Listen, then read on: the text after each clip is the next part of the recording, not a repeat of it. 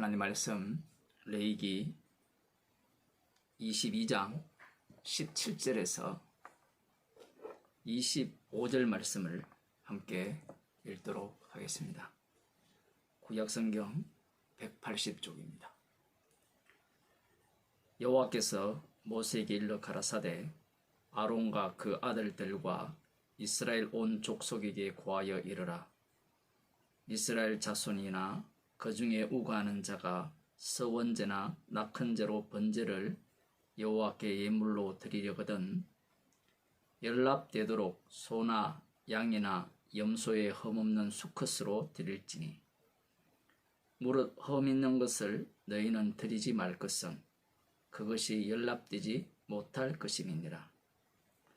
무릇 서원한 것을 갚으려거든 자의로 예물을 드리려든지 하여 소나 양으로 화목제 희생을 여호와께 드리는 자는 연락되도록 아무 흠이 없는 온전한 것으로 할지니 눈먼 것이나 상한 것이나 지체에 배임을 당한 것이나 종기 있는 것이나 괴혈병 있는 것이나 비루 먹은 것을 너희는 여호와께 드리지 말며 단위에 화제로 여호와께 드리지 말라. 우양의 지체가 더하거나 덜하거나 한 것은 너희가 낙헌 예물로는 스려니와 서원한 것을 갚음으로 드리면 연락되지 못하리라. 너희는 불알이 상하였거나 치었거나 터졌거나 배임을 당한 것은 여호와께 드리지 말며 너희 땅에서는 이런 일을 행치도 말지며 너희는 외방인에게서도 이런 것을 받아 너희의 하나님의 식물로 드리지 말라. 이는 결점이 있고 흠이 있는 것인즉 너희를 위하여 연락되지 못할 것임이니라. 아멘. 오늘 본문 말씀은 여호와 하나님께서 모세와 아론과 이스라엘 모든 백성에게 하시는 말씀입니다. 서원제나 낙헌제로 번제를 여호와께 드릴 때 어떤 예물로 드려야 하는가를 말씀하십니다. 이스라엘 족속이나 아니면 이스라엘 백성 가운데 거하게 되어서 이 번제에 함께 달리 말하면 자원제와 서원제를 드릴 수 있는 자격 요건이 갖추어진 자들이죠. 이방인이지만 할례를 받은 자들이라고 볼 수 있습니다. 그들이 서원제나 자원제를 드릴 때 여호와께서 이스라엘 백성들을 받아들일 수 있도록 거기에 합당한 예물로 드리라고 하십니다. 성격이 좀 급하면 그 결론에 다 나와 있잖아요. 점이 없고 흠이 없는 예물을 드리면 된다. 결점이나 흠이 있는 예물은 여호와께서 받지 않으신다. 그렇게 말씀을 하시니까 여호와 하나님께서 받으시는 예물은 결점이 없고 흠이 없는 예물을 받으신다. 이걸 조금 더 달리 표현하면 여호와 하나님께 예물을 드릴 때는 정성을 다하여서 드려야 된다. 그렇게 생각할 수 있습니다. 함부로 아무 것이나 여호와께 드릴 수 없다. 이렇게 해석할 여지가 많지요. 그런데 본문을 꼼꼼히 읽어보면 우리가 생각하는 것과 전혀 다른 내용이 오늘 본문에 기록되어 있다는 사실입니다. 앞부분에 보면 번제를 여호와께 예물로 드리려거든 19절입니다. 연락되도록 소나 양이나 염소의 흠없는 수컷으로 드려라. 서원제와 자원제의 그 암수 구분에 있어서는 흠없는 수컷으로 드려야 되고요. 무릇 흠 있는 것을 너희는 드리지 말 것은 그것이 연락되지 못할 것임이니라. 당연한 거예요. 무릇 서운한 것을 갚으려거든 자의로 예물을 드리려든지 하여 소나 양으로 화목제 희생을 여호와께 드리는 자는 연락되도록 아무 흠이 없는 온전한 것으로 할지니. 계속해서 흠이 없는 온전한 수컷으로 예물을 드려야 한다라고 말씀합니다. 여기까지는 별 어려움이 없습니다. 눈먼 것이나 상한 것이나 지체에 배임을 당한 것이나 종기 있는 것이나 괴혈병이 있는 것이나 피로 먹은 것을 너희는 여호와께 드리지 말며, 이렇게 말씀을 하시죠. 여기서도 우리의 상식으로는 당연합니다. 물건을 팔 때도 마찬가지잖아요. 과일을 팔 때도 조금이라도 흠이 있으면 가격이 떨어집니다. 여호와 하나님께 드리는 서원제나 자원제의 예물이라면 당연히 흠이 없어야 한다라는 거예요. 그 다음 좀 더 봅시다. 단위의 화목제 여호와께 드리지 말라, 이렇게 말씀하시면서 우양의 지체가 더하거나 덜하거나 한 것은 너희가 낙헌 예물로는 쓰려니와 서원한 것을 갚음으로 드리면 연락되지 못하리라. 상당히 여기에서 이상한 말씀을 하십니다. 21장에 보면 제사장이 이 지체가 더할 경우에는 여호와 하나님께 예물을 드릴 수 없다라고 말씀을 하셨거든요. 그런데 이 예물 중에 지체가 더하거나 덜할 경우에는 낙헌제 예물로는 드릴 수 있지만 서원제 예물로는 드릴 수 없다라고 말씀을 하십니다. 앞서 흠이 있는 것은 드리지 말라고 하셨잖아요. 그러면 지체가 더한 것은 손가락이 5개여야 정상인데 6개다. 이 양이 모양이 귀가 하나 더 나와서 이 돌연변이가 나왔다. 그러면 흠이 있습니까 없습니까? 그러면 또 어떤 사람들은 태어날 때부터 문제가 되었기 때문에 문제가 없다라고 이야기할지 모르지만 다른 병도 마찬가지입니다. 태어날 때부터 여러 가지 것들을 안고 태어날 수도 있거든요. 왜 이 말씀을 하시느냐는 겁니다. 율법을 주신 것은 인간이 그만큼 악하다라는 거예요. 죄를 드러내기 위함입니다. 자, 그러면 왜 지체가 더하거나 덜한 것에 대해서 낙헌제로는 드릴 수 있고 서원제로는 드리지 못하게 명하시는가? 그 다음 구절을 보면 이제 이 본래의 취지가 드러납니다. 너희는 불알이 상하였거나 치었거나 터졌거나 배임을 당한 것은 여호와께 드리지 말며, 여기까지는 이 수컷의 그 생식기죠. 여기에 문제가 생긴 것은 드리지 말라라는 말씀으로 흠이 있다라는 말씀으로 들려지는 겁니다. 그런데 뒤에 보면요, 이렇게 말씀합니다. 너희 땅에서는 이런 일을 행치도 말지며. 갑자기 앞뒤 문맥 없이 이런 일은 행치도 말라는 거예요. 그럼 이런 일이 무엇인가? 그 앞부분에 보면 이 불알이 그 생식기를 베었다라는 겁니다. 우양의 경우, 요즘도 그렇잖아요. 고급 육질을 생산하기 위해서 생식기를 잘라버리는, 거세하는 그러한 어떤 그 목축 그 동물을 키우는 방식이 있잖아요. 고대도 달랐을까요? 인간의 지혜라는 것은 고대이기 때문에 무식 알지 못하고 지금 현대이기 때문에 더 잘한다, 그렇게 본다는 것은 바보 같은 짓이죠. 그런데 이것이 무엇과 연관이 되어 있느냐라는 겁니다. 그것은 우상의 제물과 연계가 되어 있다라는 겁니다. 뒤에 보면 25절입니다. 너희는 외방인에게서도 이런 것을 받아 너희의 하나님의 식물로 드리지 말라. 이는 결점이 있고 흠이 있는 것인즉 너희를 위하여 연락되지 못할 것이니라. 외방인에게서 이런 것을 받아 이렇게 하여서 여호와께 예물로 드리지 말라는 겁니다. 정신이 온전하다면 이러한 예물을 드리겠습니까? 문제는 이거예요.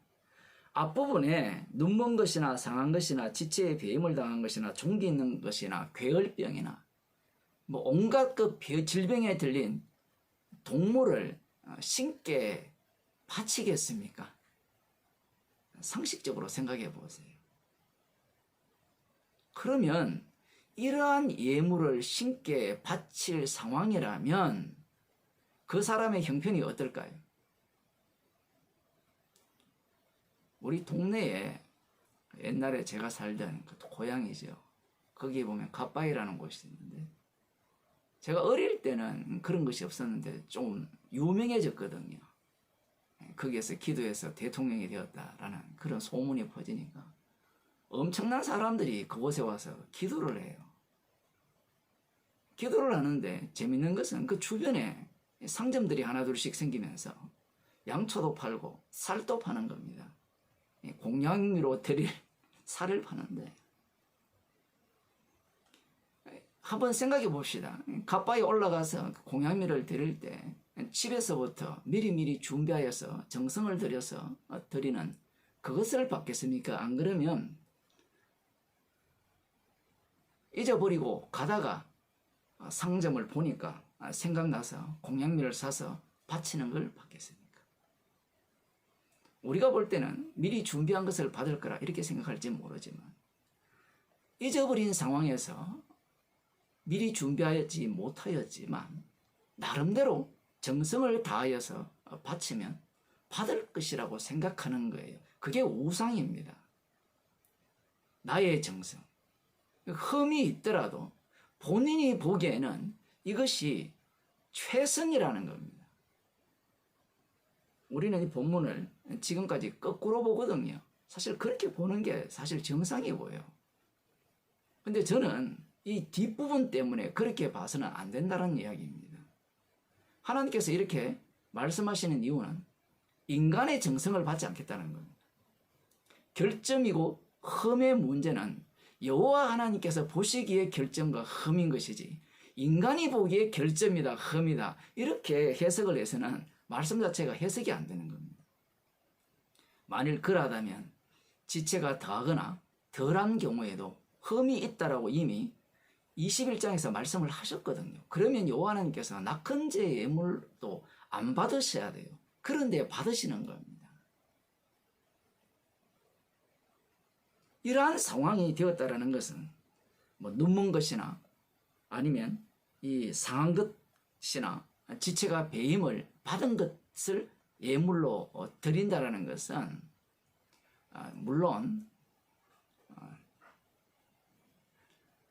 정성이 없다 이렇게도 볼 수 있지만 정반대로 봐야 돼요. 이런 것을 드릴 정도 같으면 이미 그들의 정성을 담은 겁니다. 문제가 무엇이냐라는 거예요. 그 뒤쪽으로 가보면 이 이방 나라에서는 아마 이러한 습관이 있었던 모양이에요. 그 수컷의 생식기를 잘라가지고 그것과 뭔가 연관을 시켜서 신께 제물로 바치면 신이 응답한다라는 그러한 습관이 있었던 모양입니다. 지금 여호와 하나님께서 말씀하시는 이 내용들은 가나안의 풍습과 애굽의 풍습과 대조하여서 여호와 하나님께서 명하시는 말씀이에요. 그래서 지금 거기 외방인에게서 이런 것을 받아온다는 것은 뭐 수양을 받아온다는 의미도 있고 앞부분에 보면 이런 일을 행치도 말라라는 말씀이 있기 때문에 그것들을 배워가지고 생식기를 잘라서 뭔가 특이하잖아요. 인간은 특이한 것을 신께 바치면 신이 받을 거라 생각을 하거든요. 그 모든 출발점은 자신의 정성입니다. 그러한 입장에서 지금 인간들은 하나님께 똑같이 우상 숭배하듯이 그렇게 할 것이라는 거예요. 그러한 부분에 대해서 여호와 하나님께서 이스라엘 백성들에게 그러한 것들을 바치지 말라고 하시는 겁니다. 이 상황에 있는 자들에게 물어보면 우리들 입장에서는 이 수컷의 생식기를 거세하고 드리는 이 예물이 가장 고급지고 가장 값지고 귀합니다. 저의 온 정성을 드린 겁니다 라고 할 거예요. 근데 그런 걸 안 받는다는 겁니다. 많은 목사들이, 성도들이, 교인들이 이런 본문을 보면서 하나님께 우리는 정성을 다해야 된다. 하나님이 가장 귀하게 보시는 것을 드려야 된다. 이렇게 가르치거든요. 그걸 지금 안 받겠다는 거예요. 나중에는 어떨까요? 물론 흠 있는 것을 드립니다. 그 제사장들이 자기들이 이제 재물을 좋은 것이 맛있잖아요. 그런 부분도 나오지만요. 나중에 이제 이후에 들어가게 되면 얻어터진 이스라엘, 남은 자 이스라엘이 흠 있는 것을 드리겠습니까? 절대로 드리지 않습니다. 그 드리지 않는 그 모습 속에서 어떤 태도가 나옵니까? 우리는 말씀대로 순종했습니다. 최선을 다했습니다. 그런 자들이 예수님을 십자가에 못 박아 죽여버립니다. 마가복음 12장을 한번 보겠습니다. 마가복음 12장 41절입니다. 신약 성경 77쪽입니다. 예수께서 연보계를 대하여 앉아서 무리에 연보계에 돈 넣는 것을 보시고, 예수님의 취미가 독특하죠. 연보계를 대하여 딱 앉으셔서 헌금을 얼마나 하는지 다 보신 거예요. 여러 부자는 많이 넣는데 한 가난한 가부는 와서 2렙돈 한 고더란트를 넣는지라. 한 끼 식사. 한국에서 한 끼 식사하려면 이쪽 동네는 김밥 한 줄이 3,500원, 약한 외곽지는 2,500원. 그 정도의 가치. 그것을 연보계에 넣는 것을 보셨습니다. 이 당시에는 한 연보계가 이 당시에 한 13개 정도가 이 트럼펫 모양으로 이렇게 빛이 되어 있을 때요. 대부분은 자원에서 드리는 헌금함이었다. 이런 얘기를 하는데, 예수님께서 이 풍경을 보시고 이렇게 말씀합니다. 43절에 보면 예수께서 제자들을 불러다가 이르시되 내가 진실로 너희에게 이르노니 이 가난한 과부는 연보계에 넣는 모든 사람보다 많이 넣었도다. 일단 예수님의 말씀이 잘못되었죠. 거짓입니다. 누가 봐도 부자가 많은 돈을 넣었는데 과부가 많이 넣었다고 말씀하죠. 그럼 우리들은 할 말이 있잖아요. 뒷구절에 저희는 다 그 풍족한 중에서 넣었거니와 이 과부는 그 구차한 중에서 자기 모든 소유 그 생활비 전부를 넣었느니라. 그러면 우리들은 이 많음의 개념을 이 말씀에 근거해서 어떻게 해석을 합니까? 퍼센트죠. 100%를 바쳤느냐? 이 두랩돈이 100%니까 전재산이니까 그걸 바쳤는가? 아니면 10%를 바쳤느냐? 거기에 대한 문제를 예수님이 지적하신다라고 생각을 합니다. 그래서 많은 사람들이 이 본문을 보면서 정성을 제대로 보여야 된다는 거죠. 이 과부처럼 전재산을 바쳐야 된다. 이렇게 주장하는 사람도 있고, 그런 사람도 있잖아요. 전재산을 바치고 사는 사람도 많지는 않지만 덜어는 있습니다. 그러면 주님의 칭찬을 받을 거라 이렇게 생각을 하죠. 그런 얘기는요, 절간에 사는 얘기입니다. 이런 비유가요, 이런 이야기가 이 불교에도 똑같이 있거든요. 여러분이 심심하고 할 일이 없으면 이런 걸 찾아보셔도 돼요. 이 성경이 불교의 이야기를 다 뺏겼다. 뭐 이런 이야기를 하거든요. 사람들이 왜 그런 말을 하는가 하면 주님이 일을 할 때요. 인간이 하는 그 모든 일 과정 속에 들어오시거든요. 그러니 예수님이 하시는 일이 뭔가 특별할 거라 생각하는데 특별하지 않아요. 뭐 알에서도 사람이 태어나는데요. 차이점이 있는 겁니다. 이 정성 아니면 귀함, 그 귀함 이런 것들 이야기하느냐 그런 게 아니죠. 예수님은요 영이십니다. 영 되신 분이 칭찬을 하셨죠. 그분의 칭찬은 무엇을 포함하고 있습니까? 십자가를 포함하고 있어요. 정성을 드린다, 뭔가를 드린다라고 할 때는 보상이 따릅니다. 그런데 이 과부는 그 인생 전체가 십자가 피를 전가하는 인생이었어요. 두 랩돈을 드렸으니까 그 대가로 천국을 받는 게 아니라 이미 천국 백성으로서 축복받은 자로서 십자가의 피만을 전가하는 삶으로서 과부로서 살았고 지금 전 재산 두 랩돈 뿐이었다라는 겁니다.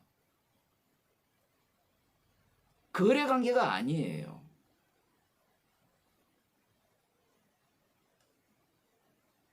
주님은 십자가 안에서 이 과부를 보고 계신 거예요.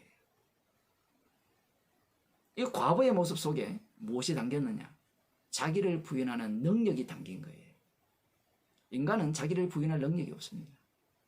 이 과부는 모든 것을 십자가신 주님을 위해서 드려진 것을 기뻐하는 겁니다. 물론 과부가 기뻐했다는 내용이 없죠. 주님이 그렇게 보시는 거예요. 뭔가 자비를 베풀었다. 정성을 다했다. 그걸 보는 게 아니에요. 십자가 피를 전가하기 위한 인생이었다라는 겁니다. 성령 받은 사도들이나 성도들은 그 전 인생이 십자가에 피를 전가하는 인생이기에 전부를 바침받은 자입니다. 기도하시겠습니다. 하나님 아버지, 나의 정성과 열심을 받으시는 것이 아니라 십자가의 피 공로를 전가하기 위해서 주님이 먼저 창세전에 그리스도 안에서 택하시고 전생애를 주님을 위하여 온전히 드리는 자로 주께서 사용하시는 그 놀라운 은혜를 저희 가운데 주심을 감사드립니다. 우리의 인생이 주님께 온전히 바쳐진 인생이 되게 하여 주옵소서. 예수님 이름으로 기도드리옵나이다.